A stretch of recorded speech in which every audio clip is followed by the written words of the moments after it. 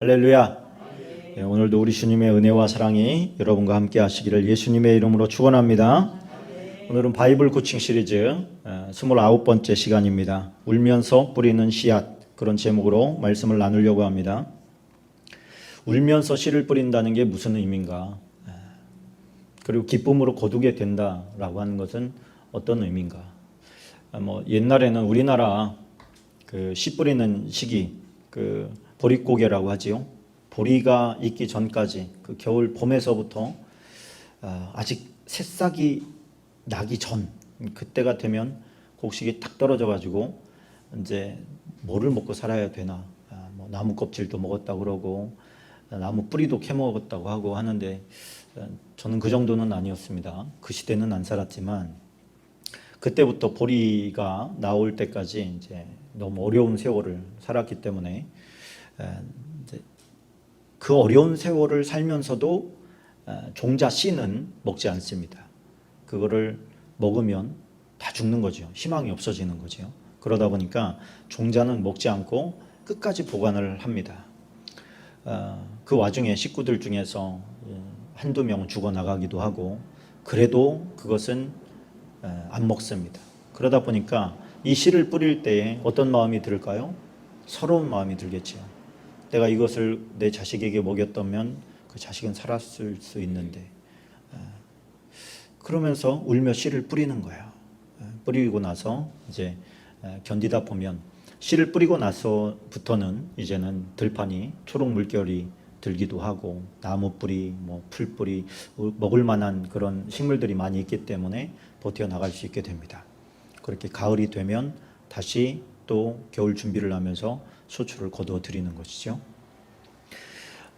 그런데 오늘 말씀은 조금 그것과 맥은 같이 합니다만 배경을 좀 이해를 하면 오늘 말씀이 조금 더 다르게 다가오게 됩니다. 오늘 제목이 뭐냐면 성전에 올라가는 노래예요. 성전에 올라가는 노래. 이스라엘 백성이 성전에 1년에 3차례 가지 않습니까? 거리가 얼마나 멀리 있든 간에 1년에 3차례를 가려고 애를 씁니다. 근데 옛날에는 승용차가 있었던 것도 아니고 대부분 이제 걸어서 가는데 혼자만 가는 게 아니라 식구들이 다 같이 갑니다. 그러니까 집이 한참 동안 비어 있는 경우가 생기는 것이죠. 그러면은 식구들이 이제 같이 가면서 그 길이 어느 정도 되냐에 따라서 텐트 생활을 하는 것이 이제 많이 있는 거예요. 그럼 그때는 뭐냐면 가족 캠핑을 하는 겁니다. 요즘으로 치면은 많이 걷고 힘들고 그러긴 하지만 식구들이 같이 가면서 밥도 해 먹고 같이 이야기도 하고 같이 텐트에서 자고 불편함을 감수하는 것이죠. 그러면서 이제 성전까지 오는데 그 성전에 올 때 불렀던 노래라는 거예요. 그래서 성전으로 갈 때 그 많은 시간 동안에 찬양들을 배우는 거죠. 노래를 배우는 거예요. 하나님을 경외하는 노래들. 그런 노래들 가운데 하나였다는 거예요. 그런데 그 배경은 언제냐면 바벨론에서 포로 생활을 할 때, 포로 생활을 하다가 하나님의 은혜로 이제는 하나님의 성전을 향해서 나올 그때의 마음을 이제 이 시에 넣어 놓은 거예요. 내용을 보니까 여호와께서 시온의 포로를 돌려보내실 때 우리는 꿈꾸는 것 같았다. 그렇게 말합니다. 왜 꿈꾸는 것 같았을까요? 현실감이 안 느껴졌기 때문에 그렇습니다. 이거는 꿈이다 이렇게 생각이 됐던 거예요. 왜? 절망적이었기 때문에 그렇습니다.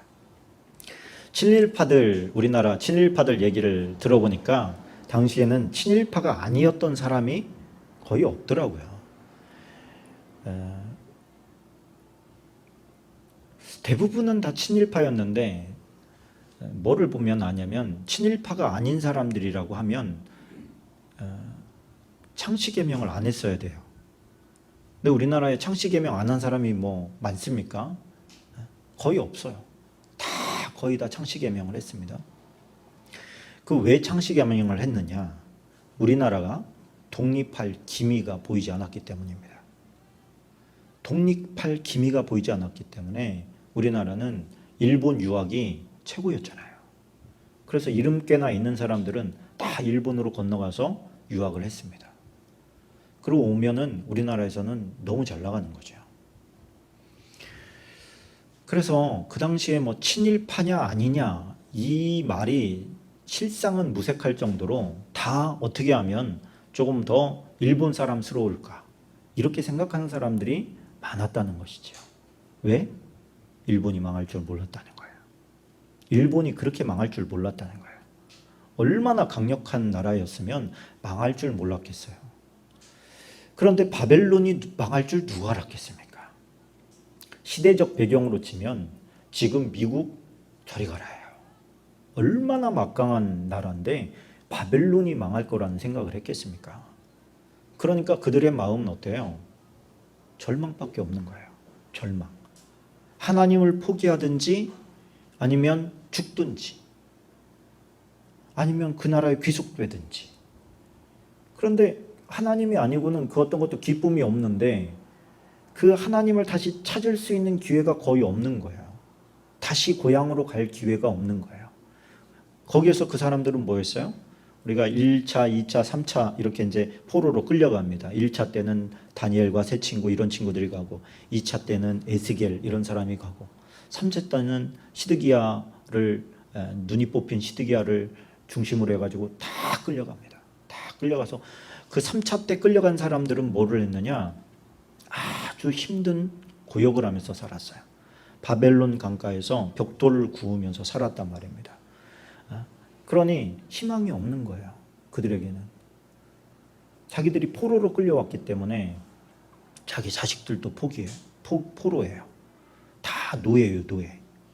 그러니 그 같은 유대인인데 다니엘과 같은 사람은 막 총리까지 올라가지만 이 바닥에서 계속 흙 만지면서 벽돌 굽던 사람은 벗어날 길이 없는 거예요.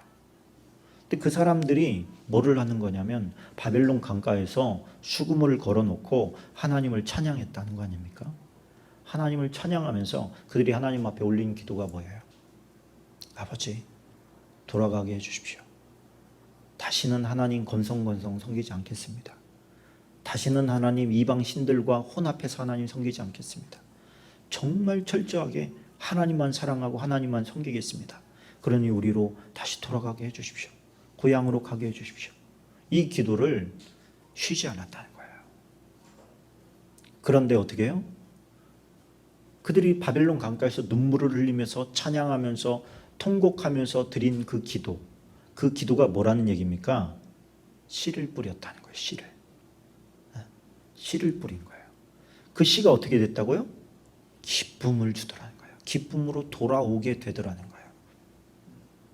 근데 여기 표현에 보면 남방 시내들 같이 이런 표현이 나와. 남방 시내. 그러니까 이스라엘의 남쪽 시내를 말하는 거거든요. 그런데 그쪽은 비가 안 와요. 근데 어떻게 시내가 있어요? 시내가 없어요. 그쪽 지역은. 시내가 없는데 한 번 비가 오면 시내가 생겨요. 비가 올 때만 시내가 생기는데 폭우가 쏟아져요. 거기는 성경에 보면은 비를 흡수하는 땅 이런 표현이 나와요. 비를 흡수하는 땅은 좋은 땅이라는 거예요? 나쁜 땅이라는 거예요? 좋은 땅이라는 거예요. 좋은 땅은 우리나라 땅은 다 좋은 땅이에요. 비가 오면 물을 먹잖아요. 흙이. 그런데 이 이스라엘은 흙이 물을 안 먹어요. 어떻게 해요? 다 그냥 흘려 보내버려요. 흘려 보내니까 어떻게 되죠? 급류가 돼요. 그래서 그 급류가 그냥 막 뭐라 그럴까요? 막 진흙탕처럼 막 쫙 흘러가는 거예요. 그러면은 그냥 푸석푸석한 모래바닥이었는데 저 위에서 비가 오면 갑자기 물이 확 늘어나는 거죠. 이게 남방 시내예요. 남방 시내처럼 돌려보내셔서 이 말이 뭐예요? 급류처럼 신속하게 막 한꺼번에 확 해결되도록 그렇게 하나님께서 해결해 달라는 그런 시적 표현입니다. 하나님께서 뭔가를 해결하시면 그렇게 되는 것이죠. 우리가 우리나라도 마찬가지입니다만 계속해서 시작부터 끝까지 잘 돼가는 게 뭐가 그렇게 많겠습니까? 다 뭐가 있습니까? 중간에 굴곡이 있잖아요. 굴곡이 있단 말이에요. 수렁을 만나고 절망을 만나고 실망을 만나고 포기하고 싶은 때가 한두 번이 아닌 거죠. 무엇을 하든 간에. 공부를 하는 사람은 만년 기쁘겠어요? 사업을 하는 사람은 맨날 잘 되겠어요? 사람의 건강이 늘 건강하겠어요? 뭔가 사람이 항상 하나님께서 잘 되는 것도 있고 안 되는 것도 있어서 이 두 가지가 교차하면서 와가지고 사람이 내일 일을 알 수 없게 만들었다. 하나님 그렇게 말하고 있어요. 그러니까 우리는 뭐예요? 내일 일을 모르는 존재예요. 그런데 내일 다음에는 모레가 있다는 거죠. 그래서 우리가 절망의 순간에 뭐를 해야 된다? 절망의 순간에도 불구하고 씨를 뿌리는 것을 포기하면 안 된다는 거예요. 하나님께서 오늘 메시지를 주는 게 그겁니다. 이게 뭐예요? 이게 지구력이에요. 인내력이고 얼마나 내가 지속할 수 있느냐, 버틸 수 있느냐, 견딜 수 있느냐 이거거든요. 그런데 씨를 뿌린다는 건 뭐예요? 네가 할 일은 해라는 거예요. 할 일을 해가면서 눈물을 흘리라는 거예요. 우리가 절망적인 상황이 되면 어떻게 합니까? 나몰라라. 그러고 그냥 퍼져버리는 사람들이 적지 않더라고요. 좀 힘들고 어려우면 직장 다니다가도 그냥 그만둬버려요. 내가 여기밖에 일할 곳이 없냐? 그러고 그만둬버려요. 이건 뭐예요? 마치 씨앗을 던져버리는 것과 같은 거예요. 누가 나를 울게 해? 뭐 이런 거죠. 그런 성경은 뭐라 그래요? 네가 눈물을 흘릴지라도 통곡을 하면서라도 네가 해야 될 것은 해라 그거예요. 농부가 해야 될 게 뭐예요? 아무리 마음 아파도 자식이 죽는 그런 상황 가운데서도 농부는 씨를 뿌려야 농부죠. 씨를 보관하고 있어야 농부인 거죠. 그 일을 어떻게 하라는 거예요? 해 나가라는 거예요. 마음 아파도 해 나가라. 절망적이어도 해 나가라. 포기하고 싶어도 해 나가라. 계속해서 해라. 그 일을 해 나가라. 할렐루야. 그러니까 하다가 그만두고 싶다고 해서 그만두면 이거보다 더 미련한 사람이 없지요. 학원을 하다 보니까 미련한 부모가 있는데 어떤 부모가 미련한 부모냐? 상담을 와가지고 애가 하고 싶대요. 그러면 시키고 애가 하기 싫대요. 그러면 그만두라 그래요. 애가 그런 판단을 할 수가 있습니까? 그러니까 이 아이의 삶은 어떻겠어요? 뭔가를 이루어낼 수 있는 게 아예 없는 거예요. 어린 아이 때는 미래를 볼 수 있는 눈이 없기 때문에 어린 아이에게 어떤 판단을 맡기면 안 되는 겁니다. 그걸 인격적으로 대해준다고 생각하면 안 되는 거예요. 인격적으로 대해주는 것은 네가 시작할 때 그 엄마랑 둘이 같이 오면 엄마랑 애랑 앉혀놓고 기타를 가르칠 때 그렇게 얘기를 해줘요. 너 하다 보면 손도 아프고 기타 하기 싫을 때가 올 텐데 그때도 포기하면 안 된다. 엄마 죽어도 하기 싫어요. 그럴 때가 있는데 그래도 와야 된다. 그 오래 안 가. 조금만 지나면 괜찮아져. 그래야 된다. 그럼 엄마한테 부탁하는 게 있어요. 얘가 지금 기타는 너무 배우고 싶어서 왔지만 조금 지나면 짜증나고 가기 싫어하고 안 간다고 할 겁니다. 그게 3개월 후가 됐든 4개월 후가 됐든 그래도 계속해서 1년 반 동안은 보내셔야 됩니다. 그래야 예게 됩니다. 할렐루야. 이게 무슨 의미입니까? 신앙생활도 마찬가지죠. 우리가 주님을 맞을 준비하고 있는 이 기간도 마찬가지입니다. 여러분 신앙생활하는 게 좋을 때만 있습니까? 지금보다 훨씬 더 어려운 시절도 얼마든지 올 수 있습니다. 저는 이게 지금 예방주사라고 생각해요. 하나님이 앞으로 더 크게 올 어떤 그 파도에 미리 감지시키는 것 같은 생각이 많이 들어요. 지금 우리가 어떻게 태도를 갖추고 이 기간을 보낼 거냐에 대해서 더 큰 파도가 왔을 때 그 파도를 넘느냐 아니면 잠식되느냐 그 갈림길에 있는 것 같단 말입니다.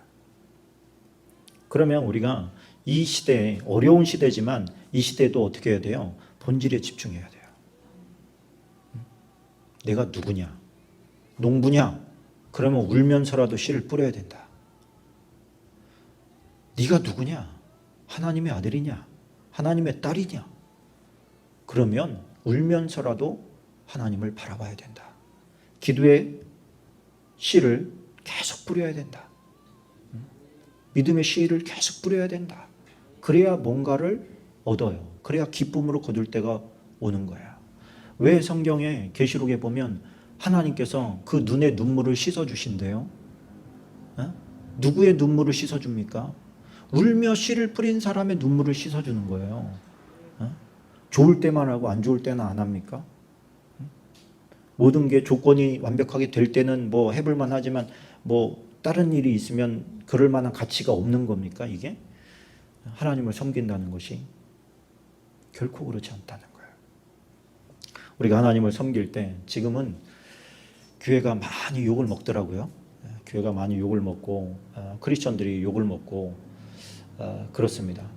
그런데 우리가 뭐 그런 거에 굴복합니까? 그런 거에 절망합니까? 그런 것들은 중요한 게 아니에요. 진짜 무섭고 힘든 것은 뭐냐면 우리 스스로가 씨 뿌리는 걸 멈추는 거예요. 그냥 포기해버리는 거예요. 이게 무서운 것이죠. 1만 시간의 법칙이라는 게 있습니다. 아웃라이어, 거짓말 밖으로, 거짓말은 꺼져라, 뭐 이런 그런 내용인가. 그 책을 보니까 뭐예요? 사람이 성공하기 위해서는 어느 쪽에서 전문가가 돼야 되는데 전문가가 되려면 10,000시간은 투자해야 된다는 거예요. 1만 시간은. 10,000시간은 투자해야 그래도 전문가가 될 수 있다는 겁니다. 그러면은 그 정도 돼야 기본인데 그보다 훨씬 더 탁월한 사람들이 많고 그 정도는 해야 기본인데 그것도 안 하는 사람들이 많으면서 성공하려고 하는 사람들이 많다는 거예요. 그렇지 않다. 그런데 우리가 좋은 게 뭡니까? 우리가 감사한 것은 세상 사람들은 다 자기의 힘과 의지만으로 하려고 하지만 우리는 하나님과 함께 걷고 있다는 거예요. 함께 걸어요. 함께. 그러니까 하나님께서 우리의 연약함을 모르십니까? 우리의 나약함을 모르십니까? 힘들지요. 그럼에도 불구하고 하나님을 붙잡고 살아가려고 하는 발버둥을 하나님께서 어여삐 보신다는 걸 믿습니다. 그래서 그 발버둥을 표현하는 게 기도라고 생각해요. 하나님, 힘들어요. 힘들다고 얘기는 할 수 있잖아요. 힘들다고. 가끔 써먹는 예화가 있는데 우리 그 강산 목사님이 특수부대 출신인데 얼마나 훈련을 고되게 시키는지 정말 죽을 만큼 힘들게 훈련을 시키더라는 거예요. 무장공비가 왔을 때 제일 먼저 달려가는 사람들. 그런데 말이죠. 이 훈련을 할 때 이 배낭 메고 막 등산을 막 하는 너무 힘들잖아요. 힘이 쫙 빠졌는데 저 앞에서 선임이 우리는 특공대다. 그럼 뒤에서 복창하는 거예요. 우리는 특공대다. 그러면은 우리는 특공대다라는 얘기를 듣는 순간에 자기가 선포하는 순간에 힘이 자꾸 생긴다는 거예요. 그래, 내가 보통 군인이냐? 난 특공대야. 나는 특공대야. 이런 생각이 든다는 거예요. 그러면서 그 어려운 길을 나중에는 그냥 아무렇지도 않게 돌파할 수 있는 힘이 생긴다는 겁니다. 이게 뭐예요? 자기 정체성에 대해서 계속 확인하는 거예요. 저 사람이 나를 확인시켜주고 나 스스로가 선포하는 거예요. 너는 누구냐? 너는 하나님의 사람이냐? 나는 하나님의 사람이다. 너는 천국을 소망하냐? 나는 천국을 소망한다. 넌 그리스도를 위해서 죽을 수 있느냐? 난 그리스도를 위해서 죽을 수 있다. 명확하게 하는 거예요. 나 자신에 대해서 두리뭉실하게 하고 있던 것을 명확하게 하는 순간에 생각 외로 쉽게 갈 수 있는 길이 열리는 거죠. 우리가 갈등하기 때문에 어려운 거지 생각이 딱 고정되어 버리면 당차게 갈 수 있게 되는 줄로 믿습니다. 이 말씀을 준비하다가 저는 그 불의한 재판관과 과부 스토리가 생각이 났습니다. 누가복음 18장 1절로 7절인데요. 예수께서 그들에게 항상 기도하고 낙심하지 말아야 할 것을 비유로 말씀하여 이르시되. 여러분, 그러니까 예수님께서는 항상 기도하라는 거잖아요. 일단은, 그죠? 항상 기도하는데 기도하고 있는데 낙심이 돼야 한대요. 낙심이 되니까 낙심하지 말 것에 대해서 얘기하잖아요. 기도하고 있어도 낙심이 돼요. 이게 뭐예요? 울면서도 씨를 뿌리라는 얘기예요. 네 마음속에 절망이 찾아와도 포기하지 말라는 거예요. 언제까지? 될 때까지. 어떤 도시에 하나님을 두려워하지 않고 사람을 무시하는 한 재판장이 있는데 그 도시에 한 과부가 있어 자주 그에게 가서 내 원수에 대한 나의 원한을 풀어주소서 하되 그가 얼마 동안 듣지 아니하다가 후에 속으로 생각하되 내가 하나님을 두려워하지 않고 사람을 무시하나 이 과부가 나를 번거롭게 하니 내가 그 원한을 풀어주리라. 그렇지 않으면 늘 와서 나를 괴롭게 하리라 하였느니라. 주께서 또 이르시되 불의한 재판장이 말한 것을 들으라. 하물며 하나님께서 그 밤낮 부르짖는 택하신 자들의 원한을 풀어주지 아니하겠느냐? 그들에게 오래 참으시겠느냐? 여기서 보면 좀 번역이 잘못된 게 있는데 이 과부가 나를 번거롭게 하니 이 단어는 원래 뭐냐면 내 그 명예에 먹칠을 하니 그런 뜻이에요. 무슨 말씀이냐면 과부잖아요.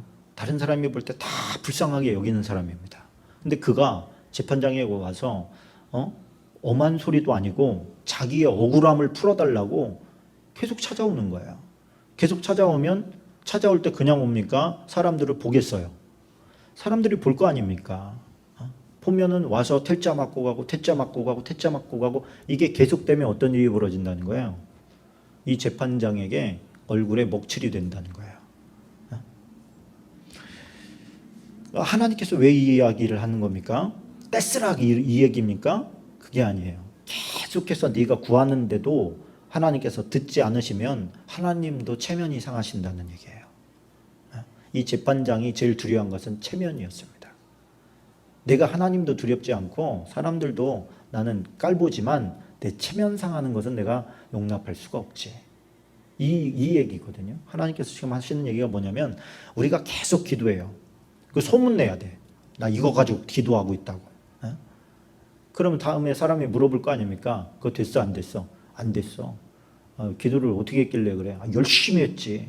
그런데 안 됐어? 안 됐어. 하나님이 안 들어주시대. 계속 하나님 안 들어주시대 안 들어주시대. 그러면 하나님이 체면이 상하신다는 거야. 야 사람도 상하는데 하나님이 안 상하시겠냐? 그 얘기는 뭐예요? 하나님이 안 들어주겠냐? 사람도 들어주는데 그런 거죠. 이 과부의 입장에서는 퇴짜 맞을 때마다 뭐예요? 우는 거죠. 울지만 통곡하지만 그래도 뭐예요? 계속 하는 거예요. 그게 뭐예요? 씨를 뿌리는 거죠. 계속 씨를 뿌리는 거예요. 그래서 여러분 우리가 어떤 일을 하든지 간에 하나님께서 쓰시는 사람이 되려면 고난의 때를 잘 이겨내는데 할 거 하면서 이겨내는 게 중요합니다. 자리를 지켜야 될 때는 자리를 지키고요. 내가 해야 될 일은 그거 해내면서 슬퍼해야 성숙하는 거예요. 강건해지는 겁니다. 하나님의 일도 마찬가지고 세상 일도 마찬가지예요. 내가 속상하는 일 있다고 직장 안 나갑니까? 내가 기분 나쁜 일 있다고 그냥 중간에 와버립니까 집에? 이게 뭐예요? 그러면은 뭐가 안 됐다는 거예요? 넌 아직 사회생활을 할 준비가 안 됐구나. 이래버리는 거 아니겠습니까? 사회생활은 뭐예요? 내 기분과 상관없어요. 내 상황과 처지와 상관없어요. 뭐 해야 돼요? 내가 할 거를 해야 돼요. 내가 맡은 걸 해내야 돼요. 그게 성숙했다는 거예요. 미성숙한 사람은 뭐예요? 얼굴이 다 드러나고 막 얼굴 표정에서 하기 싫은 게 다 드러나고 툭 하면 사표 던져 쌓고 이러면 뭐예요? 나 자신이 미성숙하다는 거예요. 하나님께서 우리를 코칭하실 때 이게 뭐예요? 하나님께서 우리에게 얘기해 주고 싶은 게 뭡니까? 이 말씀은 결국에는 하나님께서 만드는 사람은 성숙한 사람이 되라는 건데 성숙한 사람의 특징이 뭐냐? 울면서도 씨를 뿌리는 사람이라는 거예요. 그런 사람이 기쁨으로 거둘 수 있는 거죠. 운다고 내 감정 많이 상했다고 씨 안 뿌리는 사람이 많습니다. 그러지 말라는 거예요. 그것이 우리의 신앙생활이든 직장생활이든 가정사든 할 거를 해라. 이게 뭐예요? 오늘 우리에게 주신 바이블 코칭입니다. 환난 날에 낙담하면 내 힘의 미약함을 보임이라. 낙담이 안 된 사람이 어디 있어요? 그러나 그 낙담을 떨치고 일어나는 거죠. 그 힘이 없으니까 기도하는 거예요. 하나님 그 힘 달라고. 그럴 때 하나님 주셔야 안 주셔요? 주십니다. 하나님은 반드시 주십니다. 그래서 기도의 자리에 앉을 때는 절망적으로 앉을 수 있지만 기도의 자리에서 일어날 때는 기쁨이 생기는 줄로 믿습니다. 오늘도 우리가 함께 기도할 때 하나님 내 믿음을 단단하게 세워나갈 수 있게 도와주십시오. 어떤 환경과 역경에도 굴하지 않는 정말 아비의 마음을 주십시오. 그래서 많은 사람들을 짊어지고도 쓰러지지 않는 그런 당참을 우리에게 허락해 주옵소서. 우리 한 15분 정도 간절히 하나님 앞에 기도하겠습니다.